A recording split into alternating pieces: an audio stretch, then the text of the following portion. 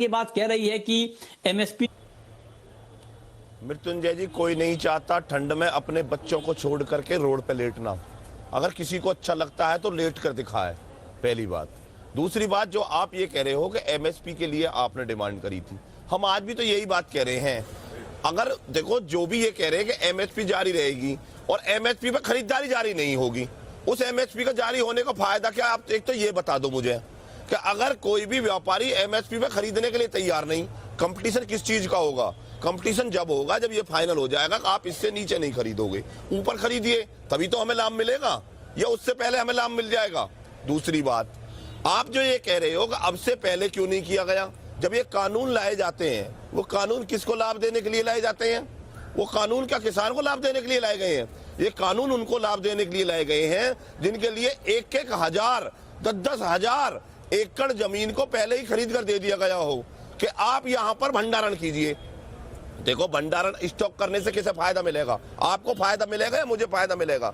Stock करने से उसे फायदा मिलेगा जो किसान से सस्ते दर पर फायदा ये धान खरीदेगा। ये सस्ते दर पर स्टॉक तो कहीं ना कहीं होगा ना, और महंगे दर पर खटाना जी आपको भी मालूम है, उसी से तो होगा। खटाना जी आपको भी मालूम है कि सरकार जो गेहूं चावल खरीदती है वो कितनी ज्यादा मात्रा में बर्बाद होती है। सरकार अपनी क्षमता से ज्यादा खरीदती है और सुप्रीम कोर्ट ने भी पिछली सरकार को फटकार लगाई थी। आपको याद होगा कि अनाज अगर खुले में बर्बाद हो रहा है तो उसे मुफ्त में बांट दिया जाए, उसे बांट दिया जाए मुफ्त में। तो आप अगर कहीं ना कहीं स्टोर तो होगा ना सर, वो अलग डिबेट का इश्यू है। मतलब कुल मिलाकर मामला यही है।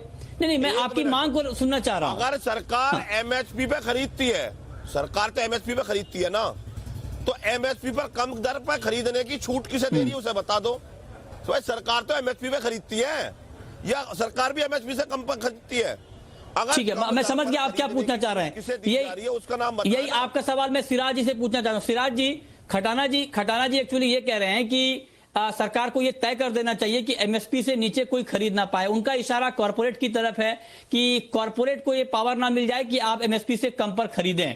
अब सर आप बताएं कि क्या किसानों को अच्छा भाव मिले, इसमें किसी को कोई आपत्ति नहीं है और इसकी पुरजोर वकालत हम भी लगातार करते आए हैं। आप बता दें सर कि अच्छा भाव कैसे मिलेगा, क्या फॉर्मूला इसका होना चाहिए? फसलों की कीमतों को लेकर के वो जायज है, लेकिन एमएसपी का सिस्टम होने के बावजूद, एपीएमसी का सिस्टम होने के बावजूद सारी फसलों के अच्छे भाव नहीं मिलते हैं। यही बात मैं भी बार बार कह रहा हूं, सिर्फ धान और गेहूं की बात नहीं करनी चाहिए। आखिरी सवाल पाशा पटेल जी आपसे, आपके हिसाब से किसानों को अच्छा भाव मिले इसके